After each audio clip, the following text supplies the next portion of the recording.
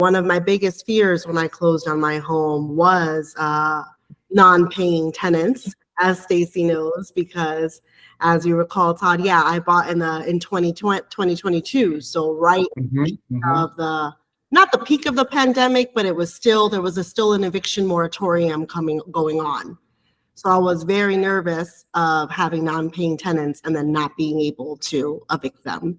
So once that eviction moratorium was then lifted, it took a while for even me to get a court date. It was a process, but we're at the other end now, thankfully. Angie, I have a question. So knowing what you know now, what, if anything, would you do differently going forward? So it's a two-pronged question. And what would you advise new first-time homeowner landlords? Or what would your advice be to those folks? I cannot stress the importance of having reserves, right? If I didn't have the reserves that I did, I would have been really sweating. Angie, what are reserves? Reserves are a certain amount of savings, right? So a certain amount of money that you have set aside in case a tenant doesn't pay rent, or in case someone leaves unexpectedly, someone loses their job, lifing, right? Like, so you have a certain amount of money set aside for unexpected things to happen. And that really saved me. The fact that I had, 6 months of reserves saved prior to purchasing, because I ended up using it pretty much immediately after buying. So I think that's the biggest advice I would give. How have you guys been able to find tenants? What's that process been like for you, Carlin and Shay? How have you found tenants? What did you do?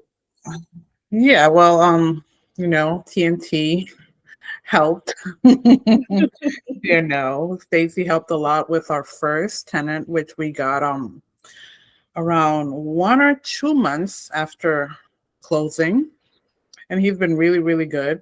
Really no issues whatsoever. Plus, he lives in the 3rd floor. I live on the premise, so I live in the 1st, so I wouldn't be able to hear or anything. But there's no issues with that. The 2nd floor tenant took us around, I think, 8 months to find.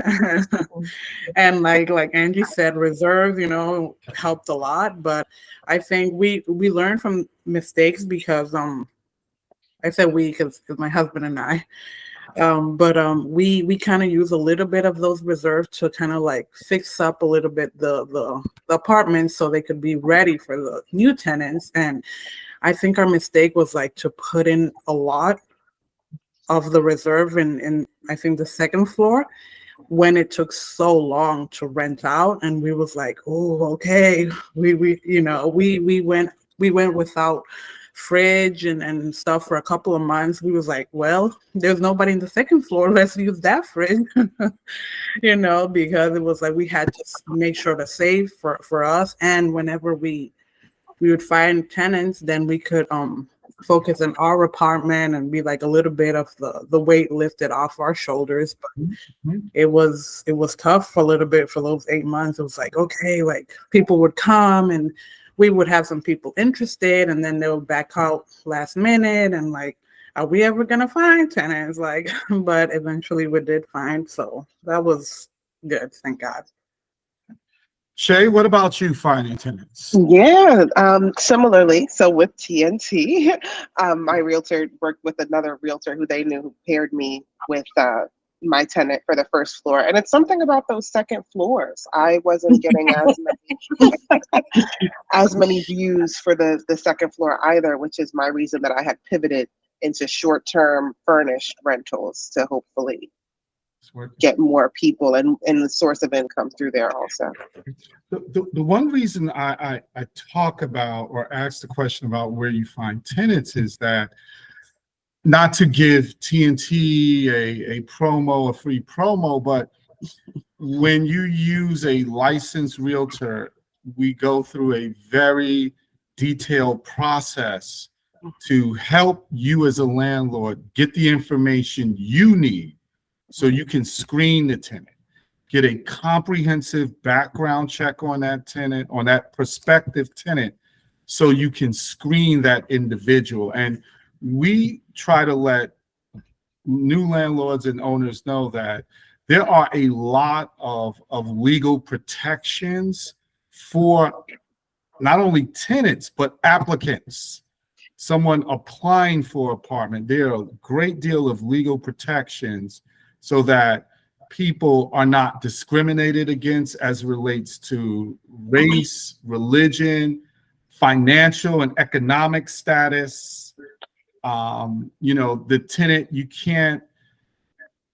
can't use a tenant's income or source of income as a determining factor as to whether they're appropriate for you or not. You can use how much the income is, but the source of income you can't use. And people have been discriminated against in the past because their source of income might be from a subsidy or government. And we let people know up front, if we're working with you, here are the guidelines and the guidance and the legal laws we have to abide by. And it's also good for you so that in the future, you know what you're legally responsible for as a landlord when you're dealing with the public. Mhm. Always use so if you don't use a realtor, and we always suggest that you use a realtor, especially TNT, but if you don't use TNT, try and get some professional support for that process. And if you don't get professional support, try to educate yourself so that you know what you can and cannot do. So a year in, 2 years in, 3 years in, I want to ask each of you this question, right? Starting with Angie. And I think Stacey asked it, but 2 years in, what would you do differently? If anything. Mm-hmm. Nothing really. Mm-hmm. I think that everything happened the way it was meant to happen. Mm-hmm. The property I got is better than I could have ever imagined. Even though it was fully occupied when I got it, so I wasn't able to choose my tenants. Mm-hmm. They were good people. They just, moved the way that they moved, Mm-hmm. right? Mm-hmm. But when you hear horror stories, it could have been significantly worse. Mm-hmm. I had so much support. I had so many people, if I needed a plumber, I had a team that I could call and find a plumber there the next day. Like, I've been really, really, really supported. So I don't think that I would have changed anything in the way that things developed. Okay. Yeah. How about Denise? Anything you would do differently? Absolutely. They say hindsight is 2020. I would have listened. I would have listened to the professionals that I, hired to assist me in the process, because at the end of the day, I don't know everything. That's what you guys have educated yourself in the market, and just even on the whatever, you've educated yourselves to help us. That's your job. So I would have listened. I would have listened more. I have a question to that question. You said you would have listened. Mm-hmm. Now, why do you say that? Because she didn't listen. No. No. I mean, she got her house, so I'm just trying to figure out at what part of the process do you feel like you didn't listen to the guidance? The beginning, when my fears were speaking louder than everything you and Todd were telling me, I didn't listen. Hey, snatch this one up. Just put in the offer. No, but what if? And it took its grip, and I feel like I missed out on some opportunities. But what's for you is for you, And I think eventually, after going through it, I understood a little bit more. I'm not an expert like you guys, but I understood a little bit more. And I also learned to listen, trust the people that I have around me and that know more than me. So let me ask you another question. And this is really going back to what Angie said, right? Angie said that, you know, based on her experience, and let me give context for folks who just joined us. I know for Angie, we were in a deal before, and you killed the deal, right? And let's just talk candid. Can we talk candid? No. And Mel, you were in a couple deals before, yes? And Yep. you walked out of some of those deals, Yes. right? And I know Angie, you said that you're happy with how things turned out, right? Mel, are you happy with how things turned out? Part of me wants to say no, but the other part, yes, because I don't know what would have happened. So I'm gonna say yes. I mean, That's fair. yeah. Sometimes, like one of the deals you walked out of, Denise, I really strongly felt you should have walked out. You encouraged her, in fact. Yes, I did. Even I against did. my advice, right? I said Yeah. that I think that this is not a good situation for you. Yeah. And that I felt really strongly about that. Yeah. I think it may be the second one. I think that's the one that I agree. Both of you think ganged up against me. Yeah. That goes sometimes. Yes. All right. So I'm gonna. One of your questions was like, what are one of the things that you would consider? You have to consider how does it feel to you? You know, we have instincts, and sometimes we just need to forget about everything else and follow it. You know, yeah, we want a good support system. We want, you know, generational wealth. We want these things, but sometimes at what cost? You know, Mhm. sometimes what is it going to cost you in the long run? You don't know the outcome. And if it doesn't feel right, just don't do it. You know, it's better to miss an opportunity than to take one and it just really make your life a nightmare, you know? That's absolutely correct. So thank you for that. And it was so satisfying taking that journey with you. Yeah. And you know, as a professional, look, the reality is that we work with people and this is what we do to make a living. And when you purchase a home, we get paid. Right. But we go beyond worrying about getting paid. I mean, we like to make a good buck, like a decent buck like anybody else. But more importantly, we want you to feel good about your circumstance and feeling good. I want to ask you guys, like, what are you doing now since you've been there to protect your asset investment? What are some of the things you're doing to protect it? So that's the next topic of the next workshop. What do you need to do to protect it? So we're going to I don't know, Angie, you've been in it longer than us. You guys are haven't you, right? probably all doing things to protect it that you're I'm not trying to join a couple of people in. Sorry, guys. consciously aware. So let me ask you this, right? Has anyone purchased a home warranty? Yep, Who has? I have. Okay. I have to. Carlin, yes? No. Okay, so you know what you need to do. Listen. Hey, Denise, Angie, tell me why you purchased the home warranty and what it does for you. Okay. Can I go? Yes. Oh, okay. So initially I didn't, right? Stacy told me to. Back to not listening, right? G2. I want you to put the emphasis on big G2. But I thought I was safe because now I have this property that I don't have to fix up per se, right? So I'm okay, right? But no, things go wrong. In a New York minute, things go wrong. And that's what I experienced. And she was like, did you get that? Did you get the home warranty? I'm like, no. She said, you might want to get it. So I had to do other things and I had to try to fix it myself. And then I just wind up having to come back around to just get the home warranty. And it helps. It helps. And go ahead, Shay. Yeah, so I have a home warranty. I thought that something was wrong with my oven and they were ready to come and call, but actually the gas simply was not turned on. So they didn't need to, but it felt good that I didn't need them. And it feels good to have in the back of my mind because tenants call all the time for anything and I'm no repair person. So You know what I just remembered? Mel, and I don't know why it eluded me, but that's because I'm trying to be the tech guy. You don't listen. You're absolutely right.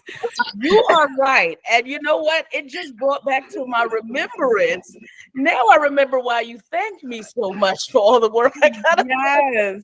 Hey, Yes, Takes a ma'am. while for you to listen. I have to Yeah. beg, and I love you so dearly, but it is true, No.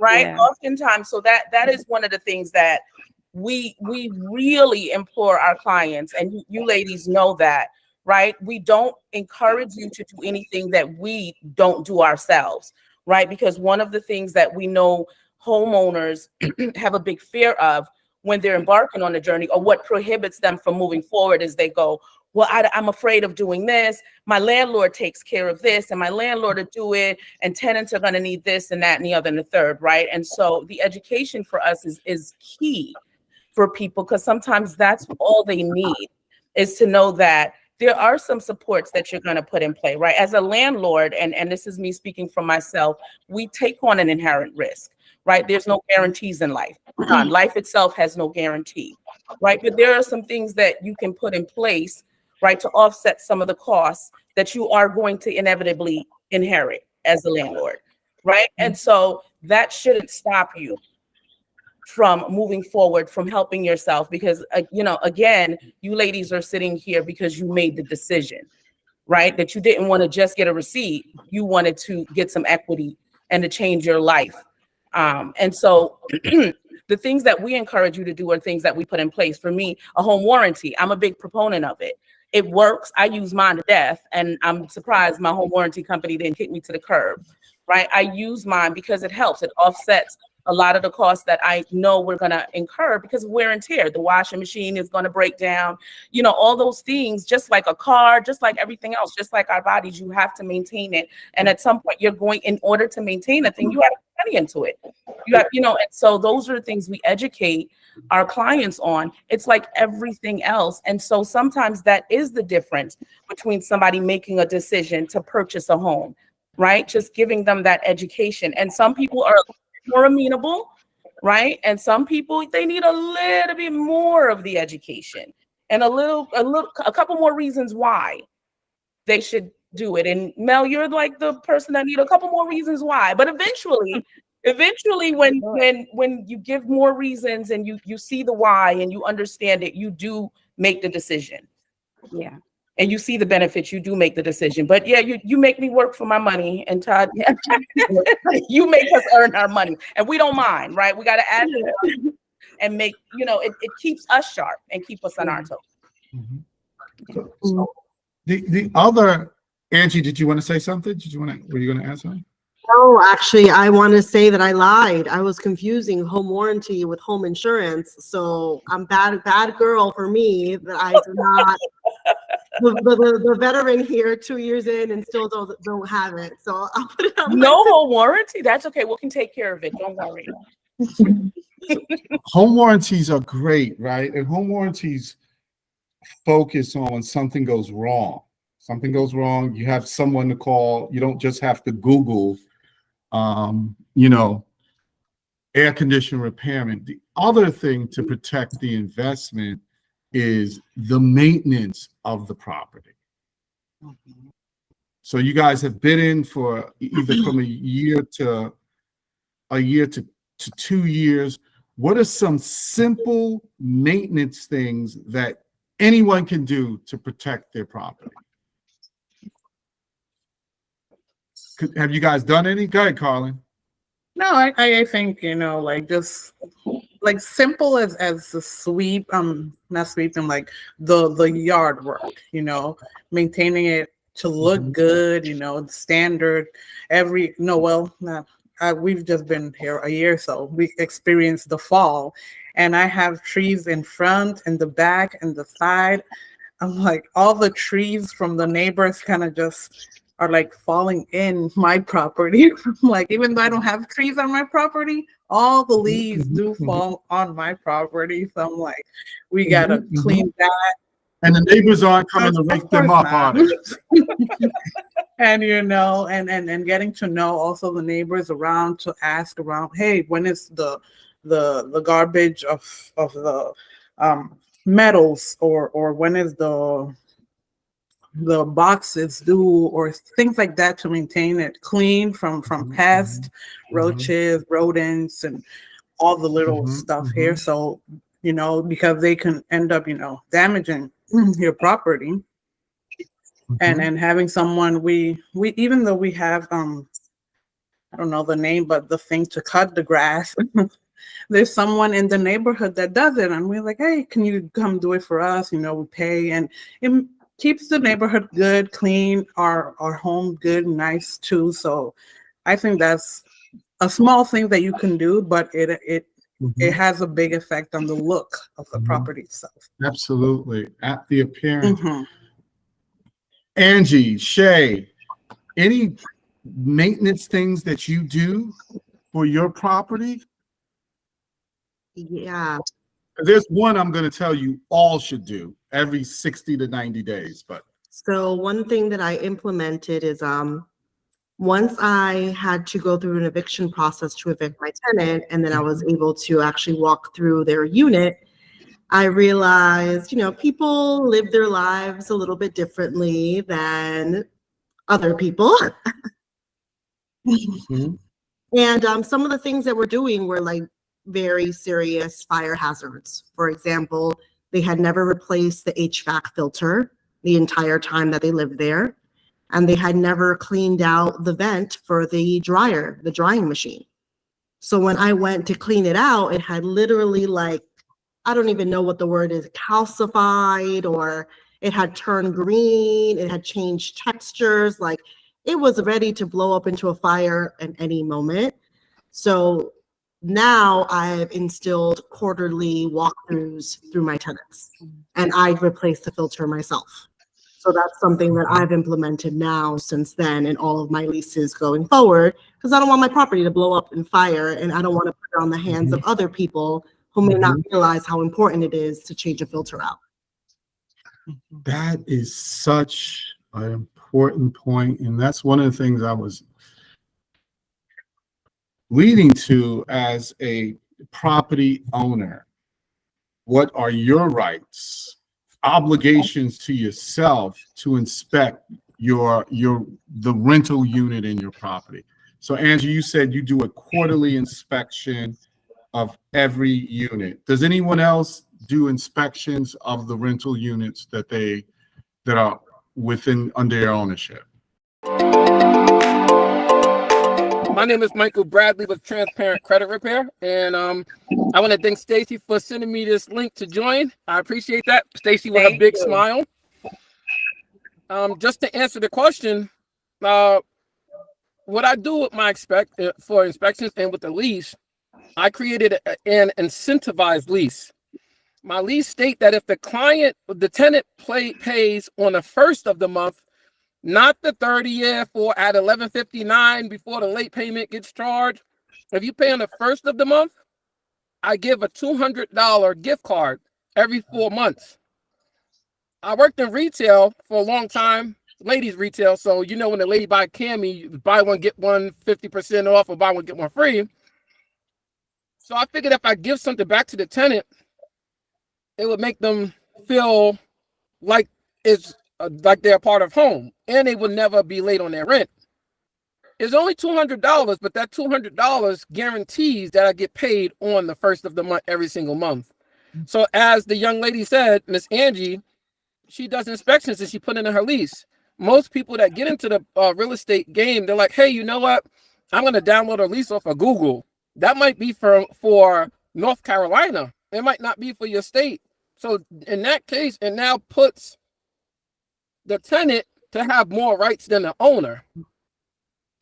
Also, what you do to make the tenant and their family and their company know it's not their house.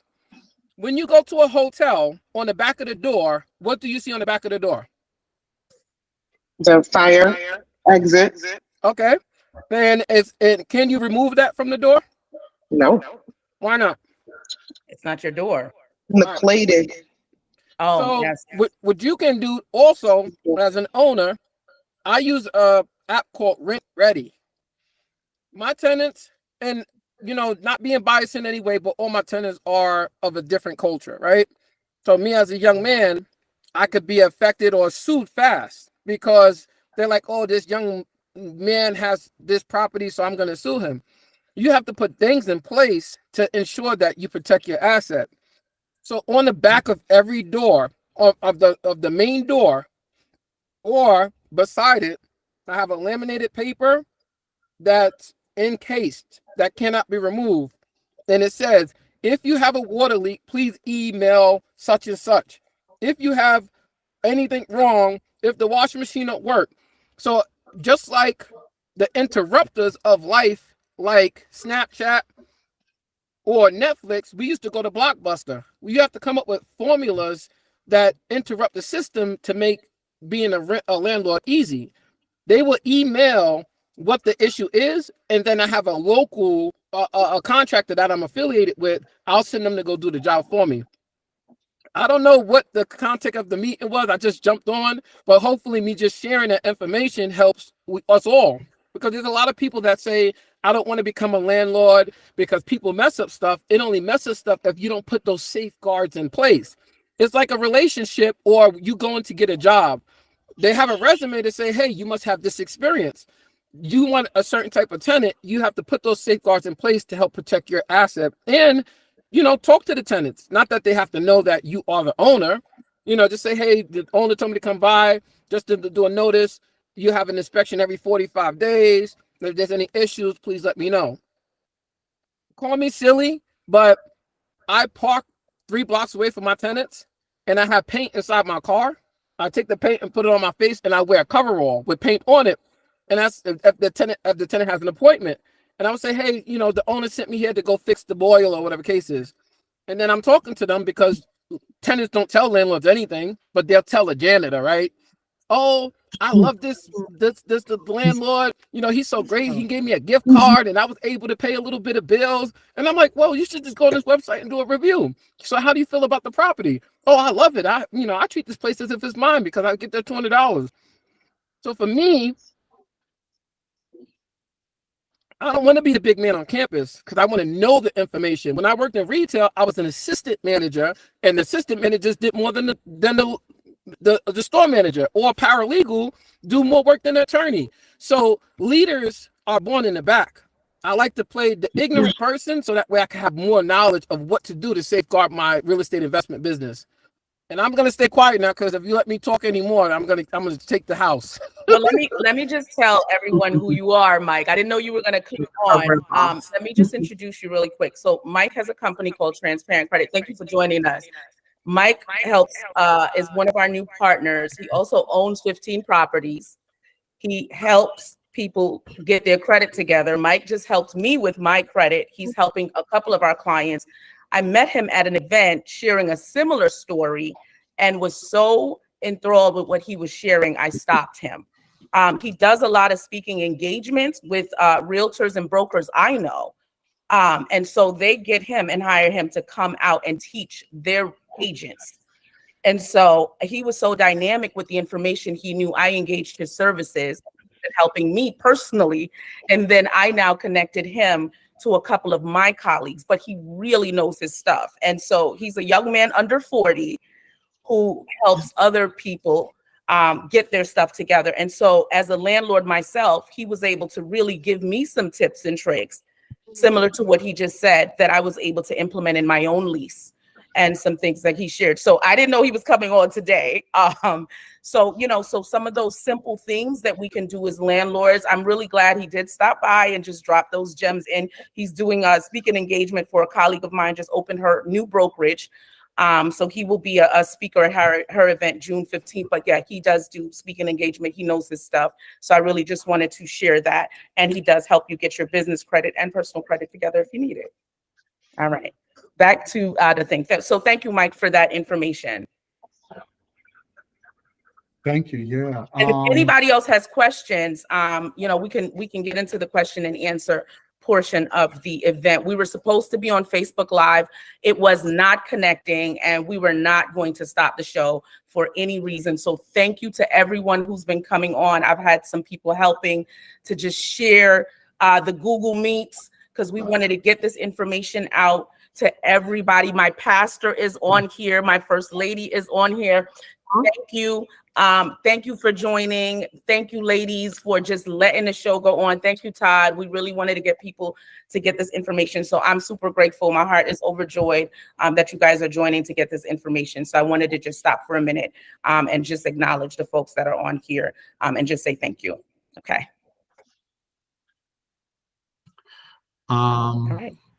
So yeah, that was extremely helpful about, what Mr. Bradley talked about of thinking about incentivizing your clients, Angie sharing like those walkthroughs and, some simple maintenance tasks, such as changing the filters for your HVAC system.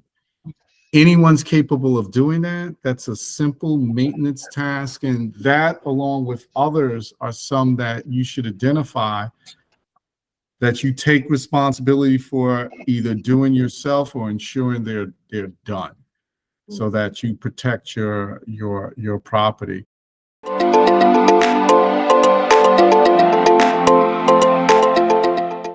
I actually did have something when you'd asked earlier, what would I have done differently? And I think one thing that I would have done differently was to take the pressure off of myself. I feel like I was in the process for about 6 months, and I was quite low for those 6 months because I was just really wanting to get in a house before my lease ended, before I needed to change a job. And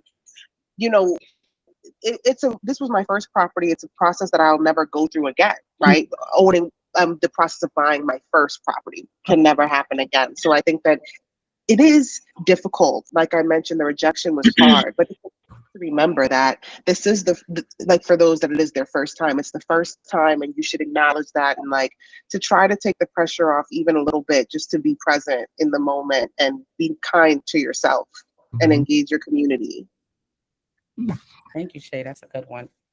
Thank you for that. Angie, I want to go to your when you do the walkthroughs, right? Quarterly, because think about when you are going to you're going to look at properties.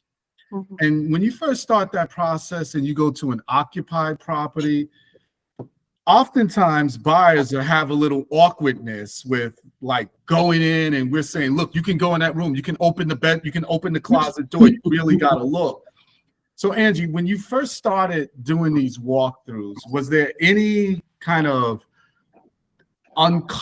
discomfort on your part about going into someone's space and inspecting and feeling that you might be violating there? And how did you balance that sense of violating their space with you wanting to make sure your property was being maintained and treated appropriately?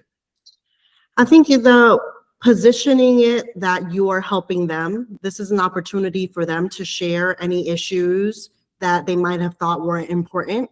Like you're walking through, we're like, oh yeah, by the way, this battery was replaced. I didn't want to bother you with it. Oh, this faucet has been leaking. I was going to get to it later, but now that you're here, right? So it's a mutually beneficial opportunity to address any issues that they may have not thought was important to bring up before. So that way they don't view it as an intrusion or a violation or me walking into their space. It's an opportunity for me to fix anything that we may have missed before. You have predetermined dates, like they know you're going to come June 5th, September 10th. How's that? It basically depends on their lease, and I try to stagger them so that it's every 3 months, so that it's when I have to replace the filter. And then I let them know 2 to 4 days in advance, hey, are you available? I want to walk in on Saturday. And honestly, none of them have ever given me any issue.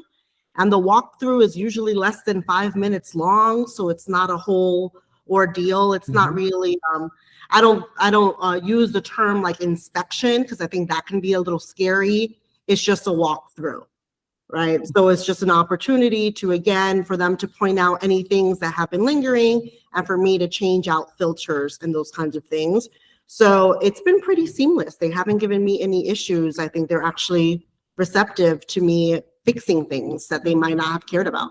do you have a checklist either on paper or in your head mentally? Like, these are the 4 or 5 things I want to look at and see while I'm in the apartment. I do have a checklist. It's basically like any foundational issues, any structural issues, any equipment issues, any appliances. For example, that's if the microwave isn't working, the stove, the dishwasher, like this is the opportunity for them to tell me, hey, this has been acting weird, or we have very high ceilings in some of the units. So just changing out the battery to the smoke detector can be annoying for some tenants. So I'll bring my ladder and I'll change the battery. And that being said, that's not technically my responsibility when they have taken over the lease. But what's changing a battery for? It's not really an inconvenience to me, and it just feels like I'm helping them. So then they're more open with me. That makes sense. And go ahead, Stacey. I have a question for everyone except for Denise, because I know you're not there yet. How do you handle when the lease is coming to an end and you need to do the walkthrough and the security deposit now is hanging in the balance? Shay, you haven't come to that point yet either, right? Because your tenant hasn't come to a year yet. Okay, so this is for Angie and for Carlin. Yeah. Well,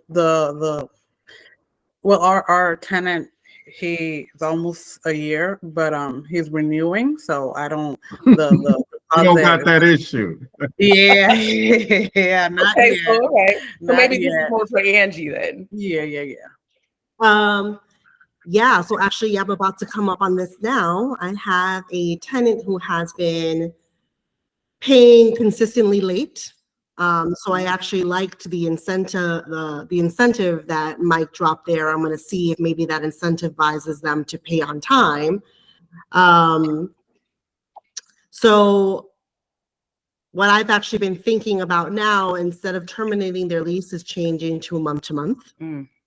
And the reason for that is just in full transparency. When you turn over a unit, that comes with some costs. And right now in my life, I don't have it, to be frank, right? So that's why I'm going to be going towards a month to month. That way it's easier to change. It gives me more options in the future when that time arises. Yeah, so that doesn't really answer your question, Stacey, because I haven't actually come across it as well. But that's what I'm going to be doing now. Okay. So I wanted to ask Denise a question, because I know this panel is about multifamily investing and advice. And I know everyone here owns a multifamily except for Denise, but she's still a landlord. And the reason we asked her to come on the panel is because we wanted her to talk about being a landlord from a different perspective, to give that kind of perspective to folks who may not have the multifamily funds, but they can still generate revenue from purchasing a single family home. Denise, want to talk about that a little bit? Because we started with a multifamily and we kind of made a pivot. Yes. Before Denise goes there, Stace, can I just do a little wrap up on something? Absolutely. I just wanted to, if Stace, look at your phone. I just wanted to emphasize or just highlight for our panel of new landlords and people who might be the gem that Angie dropped about looping that inspection into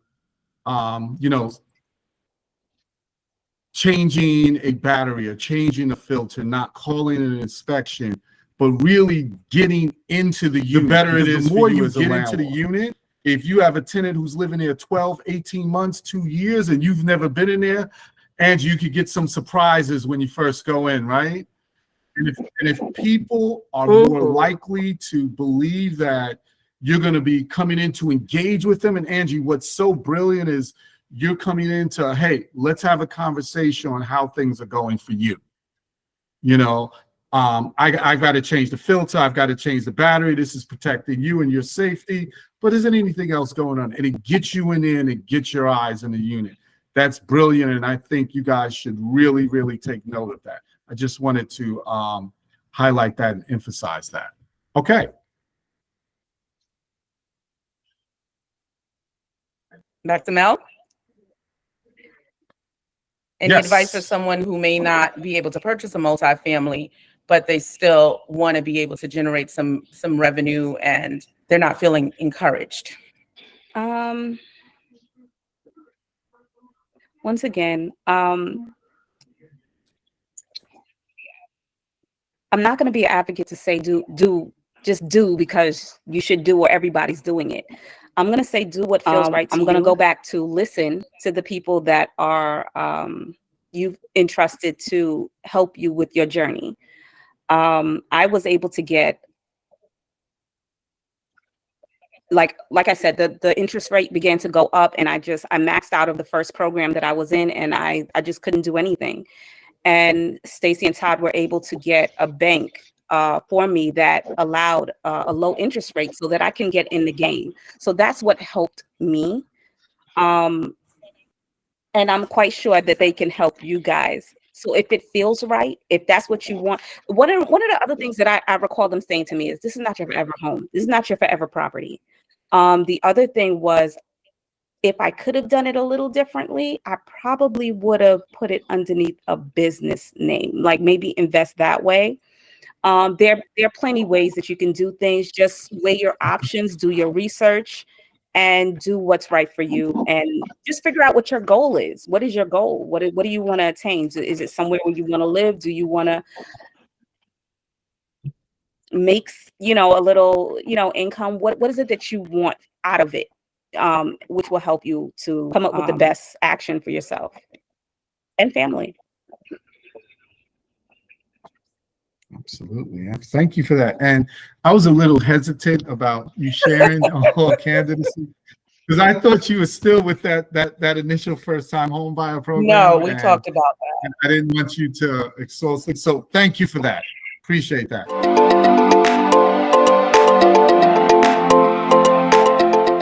Oh, I'm happy to be included, and it appears I came on just in time.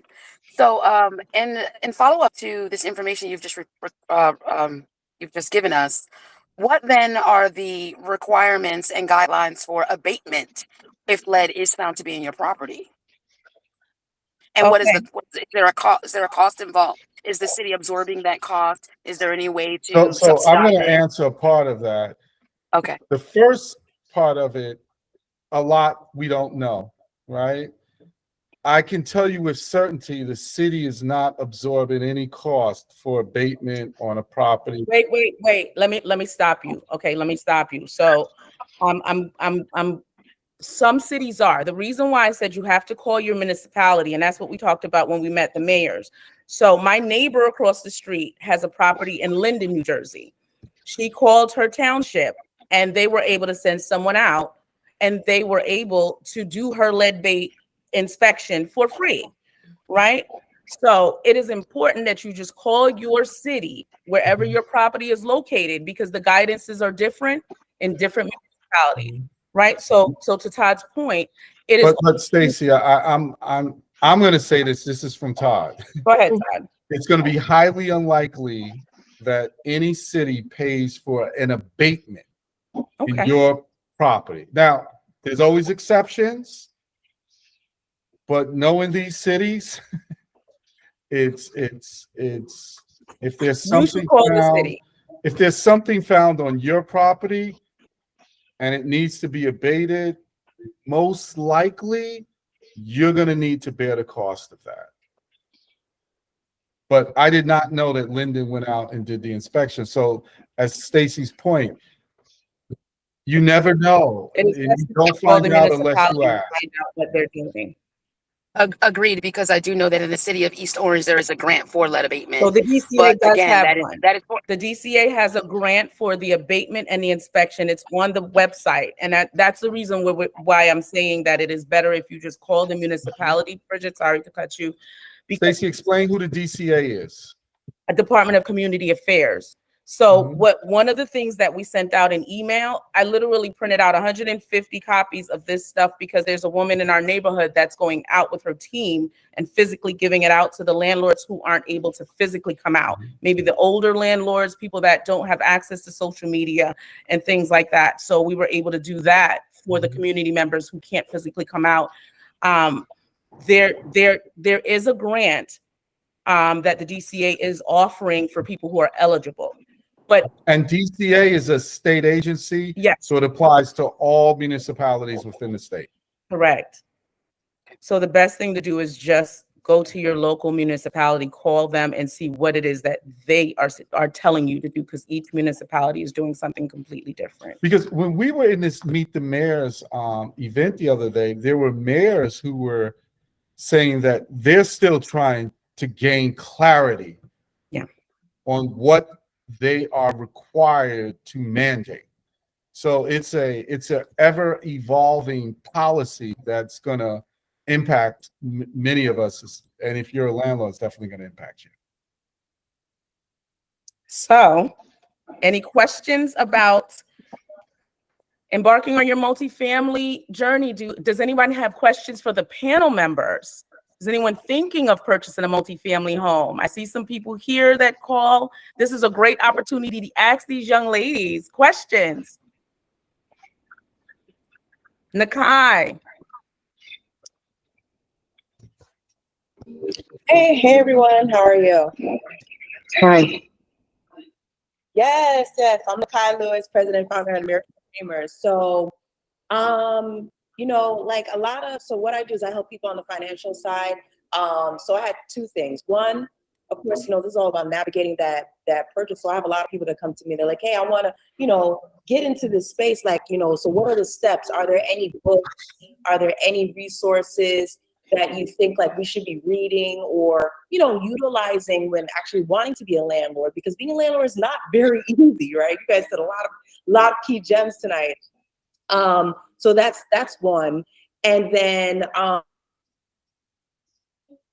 two, I also want to throw in there for everyone who's also thinking about, purchasing, also thinking about alternative ways to have, funding. So that's something that American Dreamers also offers in terms of like on the business credit side, right? Because if, if a pipe breaks or something like that and you don't have the funds, it's really important that you want to make sure that you have that alternative parts of, funding besides the stuff that you're doing with the mortgage and everything else. So that's really key. And then, God forbid something happens to you, right? You want to also have that asset protected and, maybe put it in a trust and doing like, have your will and everything set up, because people buy the asset and they never do the second step. So that's another thing that we help in the financial club side. So, if there's any resources that you ladies recommend, or, podcasts or stuff like that for any newbie investors, I would love to know that. Yeah, I had mentioned previously that I'm a teacher, so I follow another teacher. Her name is Millennial in Debt, Melissa Baptiste. She also wrote a book. Oh man, the title's escaping me, and she signed it. The title will come back. But one resource that she's all over Instagram and everything. She's great. She's a homeowner, and she suggested people get high yield savings accounts. So we talked about reserves and needing to have money saved. And so there are online banks with savings accounts where you can get up to 5% interest back monthly, rather than the traditional bank that provides, 60 cents each month. You can get up to hundreds of dollars in interest. So that's something easy, free, simple to do. And then Millennial in Debt is an Instagram account that would be really helpful too. So if you guys want to put your information in the chat, put your email, we will gather these resources and we'll send it all out to everyone. Okay, I know Jeff, you had your hand up. My name is Jeffrey. I was invited here by a friend of Stacy. I represent Straightway Communications Technology. And my question to the panel is, how important do you think it is for you to protect your investment with camera systems? My company installed camera systems, and you were saying that it's no longer is a business entity. And so normally my company worked with commercial, but technically you're commercial in the sense that your properties are your business. And so how important it is to you, and what type of actions have you done to protect your investment? Yeah, I can attest to that. I think one of the first things that we did moving in was install cameras, for our protection, obviously. And then obviously when we had tenants, it was to like give them a sense of protection. If something went missing or if their cars that were parked in front got broken into, we can be like, hey, look, I have footage, this happened or this happened. And so that's definitely important, not only in security wise, but in our tenants knowing that, oh, they're safe as well, in the sense of like, if something happens, we can show them what happened, when, how, who, X, Y, and Z. When that had happened to us, our second floor tenant was like, hey, I'm missing a package. Did you see anything? I was like, oh, let me know what time it might have been delivered. And I went, checked, and I showed her the image. I was like, oh, do you know this lady? Somebody took it. I was like, oh, I don't know. I was like, thanks. I'm like, yeah. So that's definitely, we've been thinking about adding even more from like different angles and like, so yeah, definitely important. And one of the first things you should definitely do. Okay. We're open to doing business with everybody. We want the best product or service at the best price, no matter who you are. And that's what we do. That's what we fight for our clients. I think one of the things that Denise pointed out is that we connected her with a first-time homebuyer program. It didn't work out. Fortunately, we have a multitude of resources with lenders and banks, and we were able to connect her with an alternative option that helped her get what she needed. Mm-hmm. Well, since we're all sharing our businesses, I might as well plug mine in too. You get to plug yours because you're a panelist. Yes. Go ahead, plug. So I am an interior designer, and I specialize in all things interior design. So staging, Airbnb, full and high-end luxury, as well as commercial workplace. So for all the landlords or aspiring landlords or potential landlords, if you need help with Airbnb or anything interior design related, I'm Angie Guzman Design everywhere. And I did want to share something because I kind of want to backtrack something I said, where Your phone number. after I closed, I would say that there were still obstacles, but there was a lot of things that I learned in the journey of buying my home. And I will say that any shadows you have in your life, anything that you haven't worked on yourself will come up during this process. For me, I am a very conflict avoidant person. And that was one of the things that I really had to come up against during my journey to buy my home. I had no choice but to advocate for myself. I had no choice but to stand up for myself, because this is a big purchase, right? Like the biggest one that I've had in my life to date. And I couldn't just leave it in other people's hands, right? I had to really own it.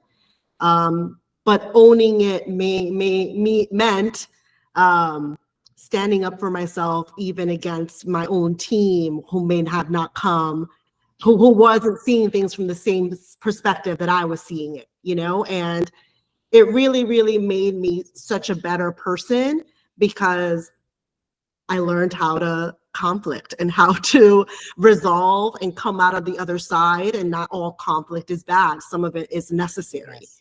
Right. So that was my own personal journey and what I got out of it. But I think any insecurity, any fear, any lack, anything that you have going on that's not resolved is going to come up in this process.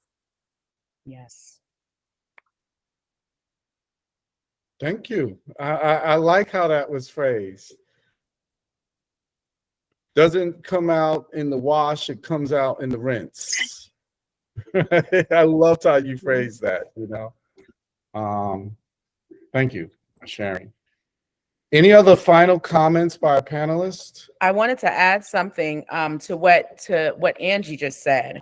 I know, Todd, one of the things that you always say when we talk to clients and we do our initial consult, right? When we talk about industry jargon, Yes. what's something that you usually encourage clients to do? If someone is using acronyms or industry jargon that you don't understand, we started out, for those of you who were here, I think Denise mentioned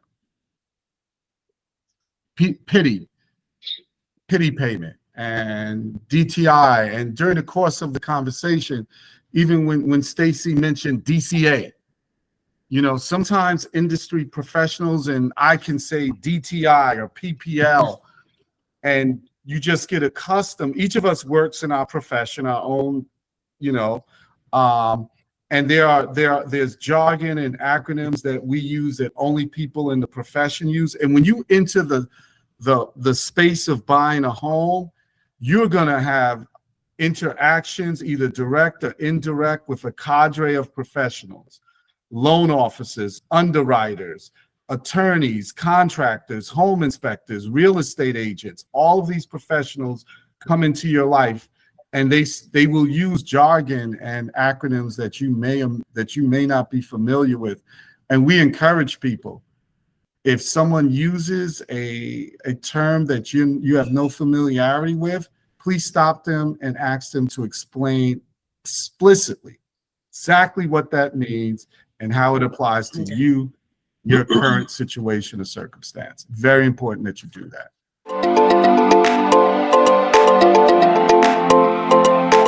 So thank you for joining us. This was wonderful. My heart is so full. You ladies know I love you. I love you to pieces. I do. And I'll say that forever and ever and ever, because I'm so emotional. But I appreciate you joining, sharing. I know this was not easy for many of you who are not like teachers. You're not standing in front of everybody. You know, I can talk my ear off, talk your ear off, all of this stuff. But I appreciate it, Carlin. I know this is not your forte, so I do appreciate you coming out of your comfort zone, doing this. Todd, you know, you do this all the time, but I thank you for coming on and indulging us. Thank you so much.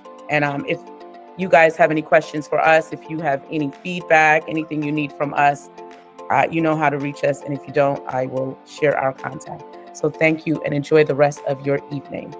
Thank you. Have a great evening. Thank you.